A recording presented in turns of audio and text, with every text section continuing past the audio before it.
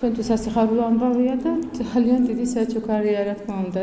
შვილებთან ერთად, შვილიშვილებთან და ოჯახთან ერთად. ძალიან დიდი მადლობა დევნილთა სამინისტროს მსგავსი ინიციატივისთვის და მართლა ვერც რთული წარმოსადგენია ზოგადად ადამიანისთვის, ვისაც არ დაუკარგავს ეს საცხოვრებელი, რამხელა სიკეთეა, როდესაც აძლევ საცხოვრებელ ფართს. ძალიან ბედნიერი ვარ, ვიტირე კიდევაც რო უყვებოდი, ძალიან დიდი სიხარულია და საბოლოოდ გვაქვს იმის შესაძლებლობა, რომ რაღაც ძალიან კომფორტული და თბილი სახლი გქონდეს.